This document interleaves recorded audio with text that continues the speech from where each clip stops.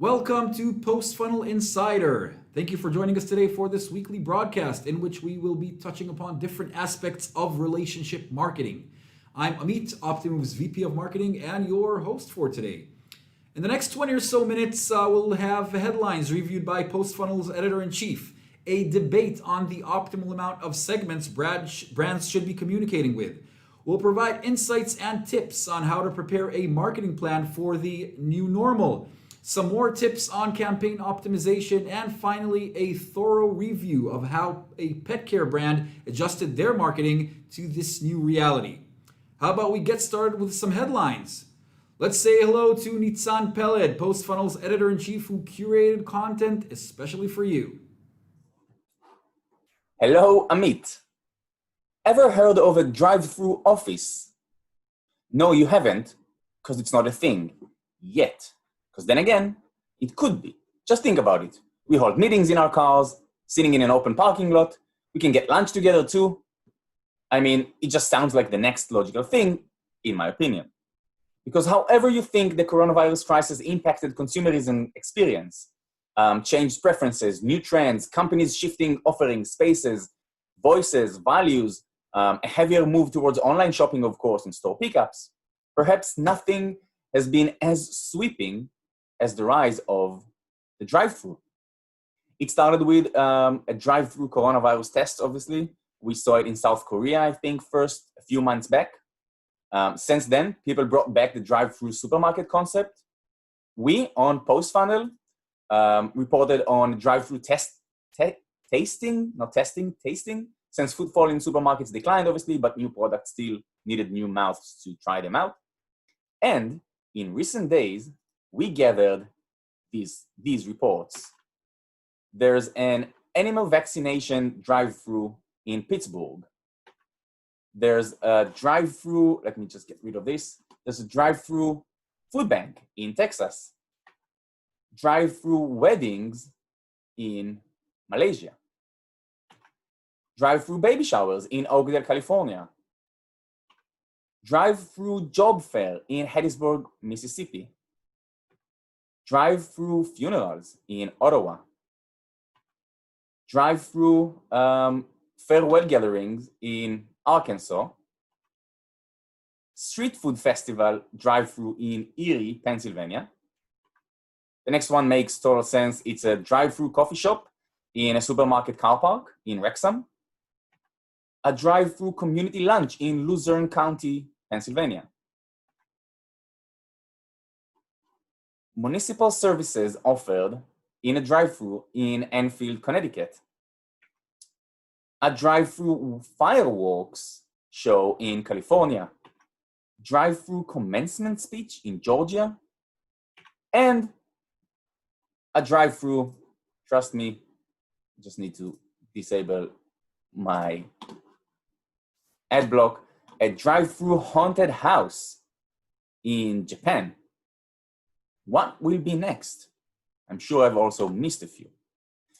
And what's the lesson for marketers here? Well, if you got here and still didn't get it, let me help you. Perhaps you should find a way to get in on this trend. It is massive. Try to see what parts of your products offering buying options, communications even, who knows, maybe your images on social media, your next advertisement can speak the language of drive-through, be served in drive-through way, or make the experience of the drive-through just easier all around. Obviously, depends on what your offering is. But judging by the results you get when you just Google News the words drive-through, you would at least get some nice media exposure over such initiatives, and obviously help further position your brand as helpful and relevant. That's it for me. See you next week. Say drive-through 3 times in a row. Now that's a jawbreaker for you. Thank you, Nitzan. Personalized communications are challenging. Every additional segment you communicate with, you increase your relevancy. However, it comes with a price. We all pay a certain price of generalization in our marketing. But what should be that price? How do we optimize it? How about we bring on board 2 experts to argue about the optimal amount of segments a brand should communicate with and manage? On one corner, Optimove's founder and CEO Pini Yakuel, and on the other corner, Straight from Optimove's New York office, Nimi Ifrach, Director of Data Science. All right, Penny, Nimi, the rules are simple. Each one gets 30 seconds to argue how many segments is enough. After that, you have each another 30 seconds to respond to the other's statement. Make sense? Let's go. All right. Penny, your 30 seconds start now. Okay, so I think that eventually when you run CRM marketing, you have technology and you have people. And you're going to be as weak as your weakest link, meaning that your people are going to be your bottleneck. Even if your data can run a lot, you still need people that analyze campaigns, review them, and control them and manage them. And for that reason, I don't think you can do more than 25 segments, 25 campaigns at the same time is the maximum you can control and manage. All righty. Nimi, your feedback to that. What's your opinion? So listen, Penny, 25 segments you can manage with a pencil and a piece of paper. If you want to get real personalization, get real money from your customers, you should start segmenting, split your customers, find all the different unique groups that you have in the data and tailor the right solution communication to those customers. So I think you should definitely segment more than 25 segments, especially with today databases that are huge and keep growing every day. Penny, you still up to 25 segments? Yeah. Look, I don't know if it's going to make me more money. Maybe, but still, I don't think I have the people that are able to look and monitor hundreds of segments, right? My team can do 25. They can't do hundreds, and then they're going to lose control. They're going to start. They'll actually be worse because they're not going to know what they're talking about. The cadence is going to be off. The promotions are going to be off. I much prefer something that I can understand and control. All righty, Nimi, closing remarks. So firstly, I mean, of course you're going to make more money because if you want a banana and I'm trying to sell you an orange, you won't buy, right? And secondly, regarding to your team, we're not asking for the human mind to orchestrate and automate all these hundreds or thousands of segments. We have tools for that can automate and orchestrate across all your customers and leverage and utilize those many segments, again, to better personalization and eventually more money. All right. Great debate here. Let's stop this clock. So Nimi arguing that you need to orchestrate hundreds of segments with technologies, and then Penny maybe playing devil's advocate, saying that you need to manage whatever you can do manually. Thanks both. What a tough topic, but you dealt with it bravely. Thank you, Nimi and Penny. This too shall pass, or new normal? One way or another, marketers must plan for what's to come as the markets reopen. Need some tips on how to go about building this plan? That's what we're here for. Scott Shapiro, Strategic Services Team Leader in Optimove's New York office. Please do educate us.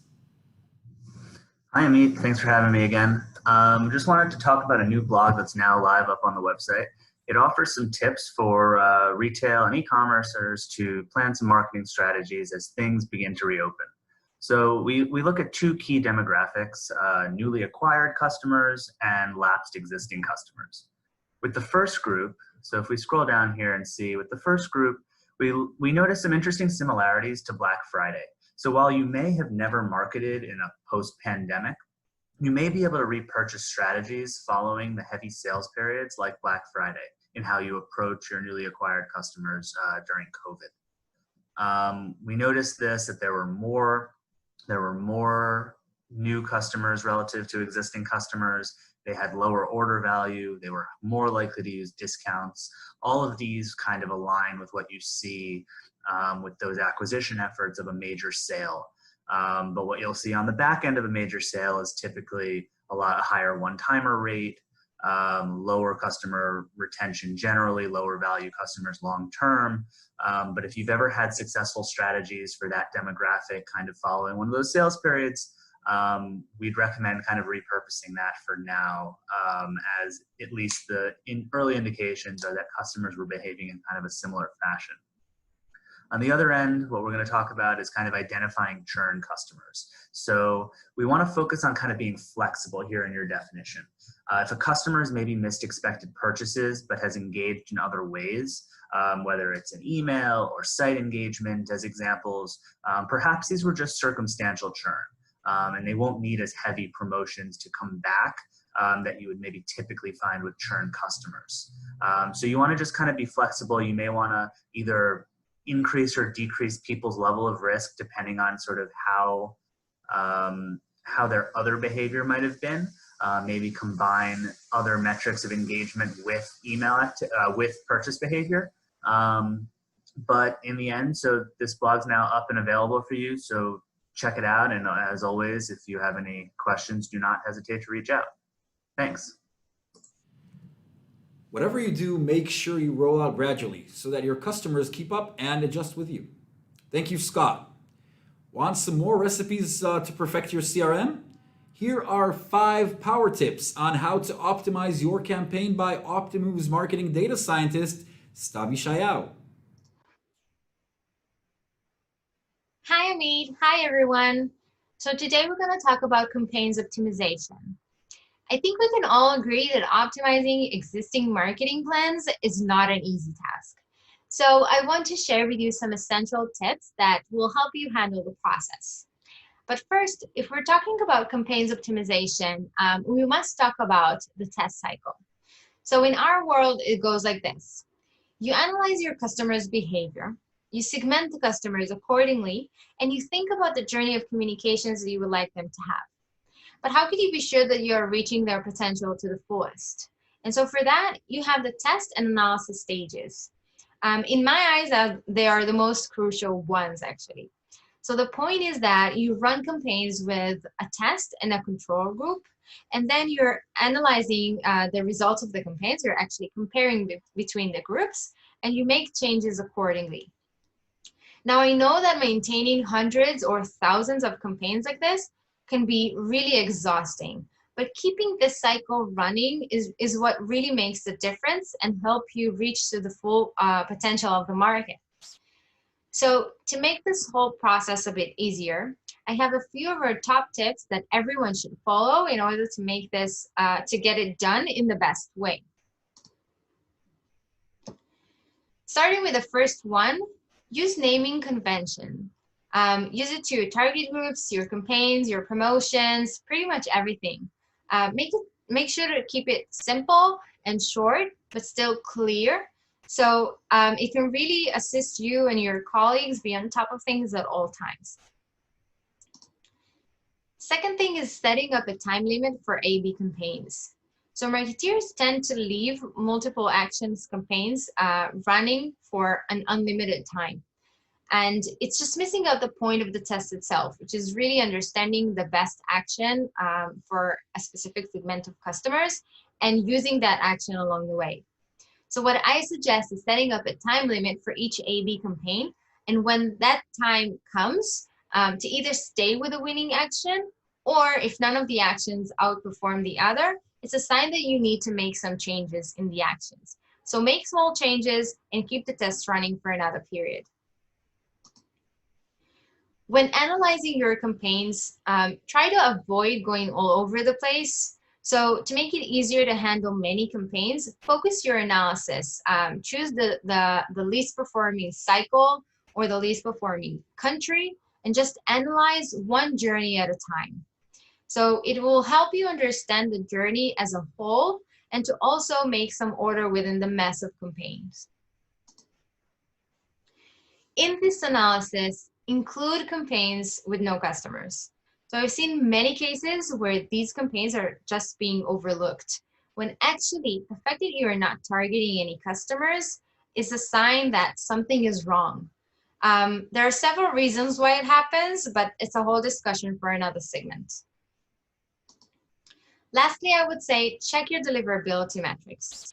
They can either highlight possible delivery issues that are affecting the campaign's performance, or they can just give you another level of analyzing the customer's behavior. Either way, they can just help you. So that's it for today. But if you want to hear more, please reach out to us. We have so much more to give. Thank you all. One journey at a time. Thank you, Stav, for some great tips. As Stav mentioned, Optimove's strategic services team has a significant track record where it comes to relationship marketing best practice. So in case you have any questions, don't hesitate to reach out. You can email the team at services@optimove.com. And to our last segment of today, nothing like playing judge and being a critique. This week, PostFunnel's editorial team went ahead and analyzed PetCo's marketing and how they adjusted to today's new reality. Daphna, please share with us your outcomes.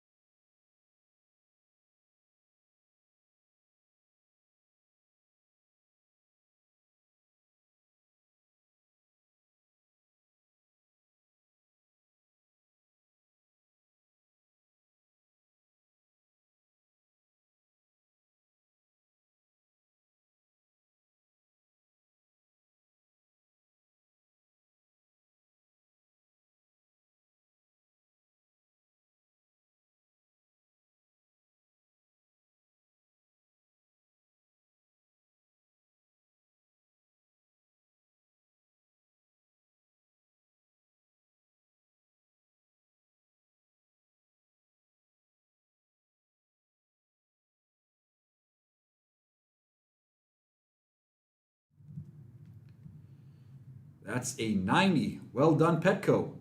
Thanks, Daphna Scheinberg, staff writer at PostFunnel. That's it. We're done for today. If you made it to this point, you might want to also consider our virtual event next Wednesday. We'll have speakers from Deezer, Farm Drop, Dynamite Group, and a whole lot more.